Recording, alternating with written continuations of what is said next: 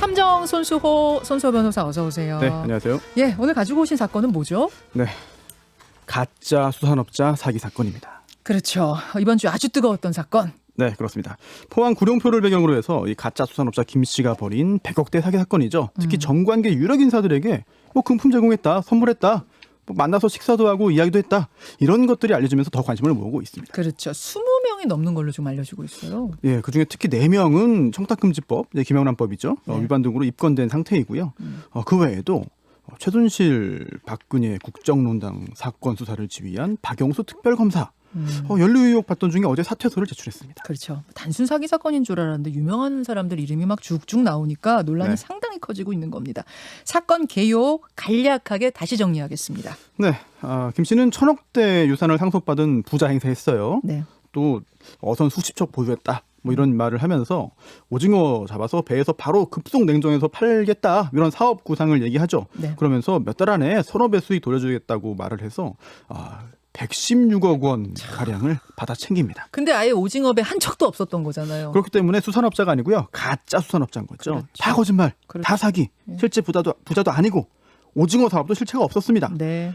사기뿐 아니라 공동 공갈 교사, 공동 협박 등으로 구속 기소돼서 1심 재판을 받고 있습니다. 어제도 재판이 열렸어요. 공동 협박, 공동 네. 공갈 교사는 뭐예요? 이건 몰랐네요. 이것도 사기와 연관은 된 건데요. 예. 작년 12월에 그 사기 피해자 중에 한 명이 투자금 돌려달라라고 항의를 했어요. 네. 그러니까 수행원들하고 함께 가가지고 협박을 했고요. 또 올해 1월에는요, 그 피해자가 과거에 이제 그 자신한테 팔았던 승용차를 이제 가져가니까 다시 받아오도록 수행원들을 시킨 거죠. 그거군요. 이렇게 대담한 사기를 벌인 가짜 수산업자 김 씨, 도대체 누구인가 간략히 정리. 네, 자잘한 사기범입니다. 네. 한마디로 자잘한 사기범입니까? 네, 우리 주에 참 널리고 널린 그런 사기범인데 2016년에 사기죄로 징역 2년 선고받았고요. 네. 교도소에서 복역하다가 이제 언론인 출신 정치인 송모 씨를 만납니다. 그 송 씨도 복역 중이었던 거예요. 네. 총선에 예비후보 출마했다가 선거법 위반으로 징역 살던 중입니다. 그러다가 2017년 12월에 특별사면으로 출소하죠. 그러니까 감옥에서 만난 언론인 출신 정치인 송모 씨. 네. 이 송모 씨와의 인연이 이 사기꾼한테는 결정적인 인생 역전의 계기가 된 거죠. 그렇습니다. 이 송 씨가요, 김무성 전 의원, 주호영 의원 등을 비롯한 유력 정치인을 만날 수 있게 다리를 놔준 거예요. 네. 그런데 뭐 참 흥미롭게도 이렇게 인맥을 만들어주고 연결해준 송 씨도 김 씨에게 속아가지고 뭐 17억 원 사기 피해 당했습니다. 그러니까 여러 사람 다리 놔줄 때 네. 이 사기꾼의 존재 알면서 놔준 게 아니라 이 사람도 속아서 놔준 거잖아요. 일단 뭐 그런 것으로 그런 보여요. 걸로 보이는 네. 거죠. 네.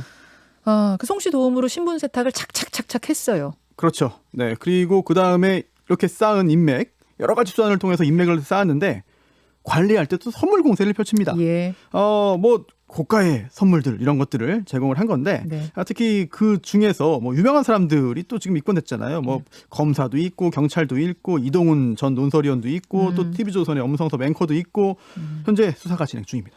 정치권 인사한테도 선물 보낸 게 지금 알려지고 있는데 뭐 입건이 된 건 아니지만 보도는 됐습니다. 네, 뭐 독도새우 등을 비롯한 수산물을 받은 사람이 이제 많이 있었는데요. 박지원 국정원장, 주호영 의원, 김무성 정봉주 전 의원을 비롯한 정치인, 또 검찰, 경찰 간부, 사립대 전 이사장 등의 이름이 오르내리고 있죠. 하지만 이들은요, 이거 선물 안 받았다, 나는 안 받았다고 부인하거나 이거 받고 곧 돌려줬다라는 주장들을 내놓고 있습니다. 자, 그분들, 그 이름들은 아마 수사를 지금 진행 중일 테니까 결과를 봐야 될 것 같고 가장 주목받는 인물은 박영수 특검이에요. 네, 온 국민의 관심을 받았던 사람이잖아요. 네. 근데 어제 사임서를 제출했습니다. 더는 특검 직무를 수행하기 어렵다고 판단해서 자표를 제출한다고 밝혔고요.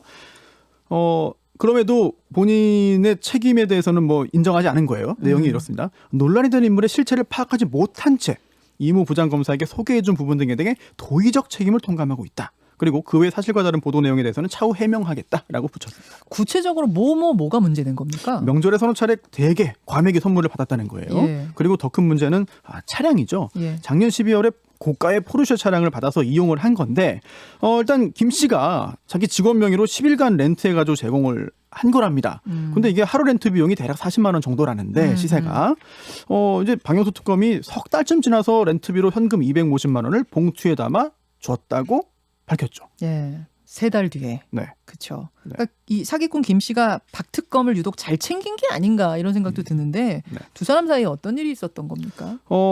우선 이 김 씨의 인맥 확장에 여러 가지 기여를 한 것 같아요. 박 특검이. 네, 우선 금품소수 의혹으로 이제 부부장 검사로 강등된 전 부장 검사 있잖아요. 네. 이 연결해주고 소개해준 게 박영수 특검입니다.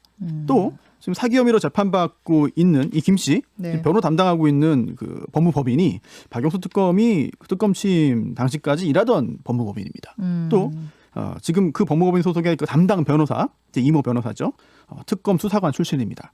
박영수 특검이 바로 그 변호사를 통해서 김 씨에게 렌트비 현찰로 전달했다고 이야기도 했죠. 참 씁쓸합니다. 가짜 수산업자 사기 사건 정리를 쭉 해봤는데 이 사건 보면서 손 탐정이 주목한 포인트들이 있다면서요? 사실 수많은 기사가 쏟아졌어요 이미. 그리고 앞으로도 많이 나올 거거든요. 그래서 오늘은 특별히 좀 법적 쟁점에 집중해서 짚어보고 싶습니다. 법적인 부분들. 네. 첫 번째 포인트. 한국 3대3 농구위원회. 3대3 농구위원회의 회장이 됐어요. 이 사기꾼 김 씨가. 그렇죠. 그 김 씨한테 당한 거 아니에요? 3대3 농구위원회가? 그렇게 볼 수 있어요. 그쵸? 왜냐하면 인맥을 통해 접근해가지고 작년 5월에 회장으로 취임했거든요. 네. 그런데 취임 당시에도 이제 학력을 좀 사칭하고 또 김부겸 의원 보좌관이었다고 또 거짓 경력을 또 이야기하고 또 이제 되게 이렇잖아요. 뭐 찬조금 얼마 내는 조건으로 이렇게 회장 취임하기도 하는데 찬조금 3천만 원 내겠다고 약속하고도 안 지켰습니다. 그리고 그 이후에도 이 사유도 나오지 않아가지고 8개월 만에 쫓겨났어요. 그래요. 그런데 작년 11월에 강원도 홍천의 한 리조트에서 이제 3대3 농구 대회가 열렸거든요. 네네. 이때 내가 자비로 계산할 테니까 그 리조트를 잡아달라라고 협회에 부탁을 했고요. 네. 협회가 해줬습니다. 나중에 정산이 될 줄 알고. 네. 그래서 김 씨가 자기 지인 초대하고 뭐 접대하고 이제 그렇게 했는데 결국 그 비용도 지급하지 않았어요. 그래요. 그 부분은 추가적인 법적 문제 소지가 있지 않을까 생각됩니다. 그런 물적인 피해 말고도 이미지 타격이라는 어마어마한 피해가 3대3 그렇죠. 농구위원회에 있는 거 아닙니까? 근데 이미지 타격 이런 거는 뭐 손해배상 못 받죠? 청구는 할 수 있겠죠. 네, 다만 설령 그게 인정된다 하더라도 그 금액이 어떻게 되겠느냐. 뭐 그 부분은 크지 않을 수도 있어 보입니다. 첫 번째 법적인 포인트 3대3 농구위원회. 두 번째는 그 집 앞에 선물을 두고 그냥 가버린 경우들이 있다는 거잖아요. 그렇죠. 그래서 이제 네. 정치인들 중에는 내가 보내라고도 안 했는데 그냥 왔더라. 네. 근데 이게 상할 것 같아서 돌려보내지도 못하고 어쩌고 저쩌고 했다. 뭐 이런 변명들이 지금 있거든요. 이거 어떻게 되는 거예요? 두고 간 선물이라 하더라도 나중에 받아가면 선물 받은 거예요. 그래요. 그럼요. 예. 꼭 직접 대면해서 서로 이제 눈 마주 보고 주고 받아야만 하는 건 아니거든요. 뭐 이렇게 어디에 두고 갔으니 뭐 마지못해 어쩔 수 없이 그냥 뭐 쓱 예. 받아가는 것도 예. 당연히 선물 받은 겁니다. 그럼 그거 받으면 신고를 해야 됩니까? 뭐 어떻게 그렇죠. 해야죠. 서면으로 해야 해야 돼요? 됩니다. 과연 그렇게 했는지 여부도 좀 따져봐야 되는 것이고요. 박지원 원장은 그 선물이 비싼 거라고 인지하지 못했다. 이런 말도 하잖아요. 네네. 실제 가액을 따져보긴 해야 돼요. 근데 일단 뭐 대게, 독도새우 이런 게 저가의 선물은 아닌 걸로 알고 있어요. 그래서 이제 구체적인 수량과 단가를 확인해가지고 당시 그 선물의 실체 가치를 금전으로 환산해야 됩니다. 김영란법 따지려면 네, 직무관에서 없는 경우에 네. 김봉현 회장 술 접대 논란의 그 검사들 있잖아요. 네. 받은 그때 그 접대받은 이익이 100만 원이 안 됐다. 네. 96만 2천 원이었다. 이래가지고 처벌 피한 적이 있죠. 그렇죠. 그렇죠. 박영수 특검 같은 경우에는 이제 렌트비 250만 원을 돌려줬다고 했는데 네.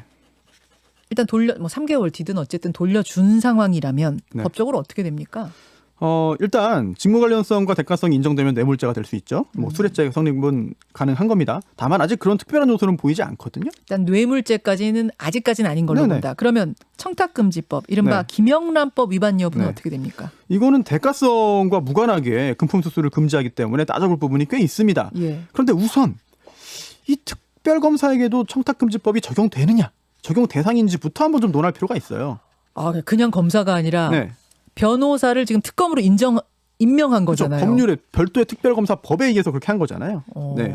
그럼 포함이 되느냐 안 되느냐? 네, 사실 청탁금지법에는 특별검사도 적용 대상이다. 이런 직접 규정은 없습니다만 이제 청탁금지법 적용 대상은 공직자 등이고요. 공직자, 교직원, 언론인 뭐 그런 거 네. 공무원 그렇죠? 네, 공직자 등에 이제 공무원이 포함되는 거죠. 네. 그리고 특검법 22조에 보면은요, 이 특별검사는 형법이나 다른 법률에 따른 벌칙 적용할 때 공무원으로 봅니다. 공무원으로 보도록 하고 있어요.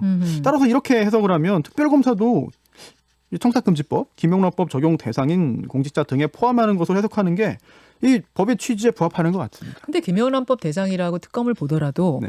돌려줬다는 거잖아요. 그렇죠. 네. 3개월 뒤긴 하지만. 실제로 렌터카 대금을 지급한 거라면은 이게 뭐 문제가 되지 않을 것으로 보입니다. 다만 중요한 건 이때도 액수와 지급 시점이죠. 액수는 정말 실제로 충분한 렌트비를 제대로 지급했느냐입니다. 만약 실제로 지급해야 되는 것보다 적게 지급했다면 그 차익 부분이 있다면 그 부분에 대해서는 뇌물이든 김영란법 위반이든 문제가 될 수 있는 거죠. 시기는요? 석 달 후에 했습니다. 네. 이게 차량을 받기 직전에 줬거나 아니면 받은 직후에 줬거나 또는 차량을 반납할 때 줬으면 문제가 안 됐을 거예요. 하지만 석 달 후인 작년 12월에 지급했다는 거잖아요. 네. 그 이때가 또 때마침 이 김 씨가 체포되고 수사가 시작되는 그 시점이라는 보도들이 나오고 있습니다. 네네. 그렇다면 처음에는 비용 지급할 생각 없이 받았었고 나중에 수사차 소식을 뒤늦게 듣고 아 이거 큰일 났다 안 되겠다 싶어서 준 거 아니냐라는 의심을 할 수 있죠. 그래요. 마침 어제가 이 김 씨 재판일이었는데 이 사기꾼 김 씨 변호인이 어제 재판 끝나고서 기자들한테 이렇게 말했더라고요. 이거는 단순 사기 사건이지 무슨 뭐 대가를 바라고 뭐를 어떻게 한 게이트 아니다. 이렇게 말을 했어요. 네. 그런데 그 변호사도 이 박특검의 렌트비 250만 원을 김 씨에게 전달해 준 사람이잖아요. 이 변호사가? 네, 그 변호사가 지금 이 김 씨 변호인입니다. 변호하고 있습니다. 그렇기 때문에 일정 정도 관련성이 있는 사람이라고 감안하고 이해하는 게 좋을 것 같아요. 그렇군요. 그러면 박영수 특검 앞으로 어떻게 됩니까? 일단 도의적인 책임은 피할 수 없겠죠. 스스로 밝혔듯이. 법적으로 문제되면 또 당연히 책임져야 되는 것이고. 근데 그 부분은 아직 판단하기 좀 이르죠. 그렇다면은 사표 냈으니까 이제 어떻게 되느냐 이게 중요할 텐데 특검법 규정 보면은요. 이거 판결 확정돼가지고 대통령과 국회에 서면 보고서 제출할 때 당연히 퇴직하거든요. 그 전에는 마음대로 그만두지도 못해요. 정당한 사유가 없는 한 퇴직을 못합니다. 네. 또 그리고 이렇게 특별검사가 뭐 사망하거나 사퇴서를 제출한 경우에는요. 대통령이 지체 없이 국회에 통보하고 후임 특별검사를 임명해야 됩니다. 그렇죠. 후임은 임명해야 되는데 왜냐하면 이게 특검보가 대행할 수 있다는 규정이 없어요. 네. 그래서 특검보도 함께 그만둔 거거든요. 네. 후임을 임명해야 되는데 매우 골치 아픈 부분들을 저희가 많이 준비를 했습니다만 이 부분도 시간 관계상 다 말씀을 드리지 못하겠네요. 여기까지 세 가지 쟁점들 오늘 살펴봤습니다. 탐정 손수호 못다한 이야기는 우리 댓글쇼로 좀 가지고 가죠. 손 변호사님 고생하셨습니다. 김현정의 뉴스쇼는 청취자 여러분의 참여로 이루어집니다. 트위터, 페이스북, 레인보우 게시판 그리고 단문 50원, 장문 100원의 유료 문자 샵 1212, 우물정 1212 통해 참여하실 수 있습니다. 김현정의 뉴스쇼 여러분과 함께 만듭니다.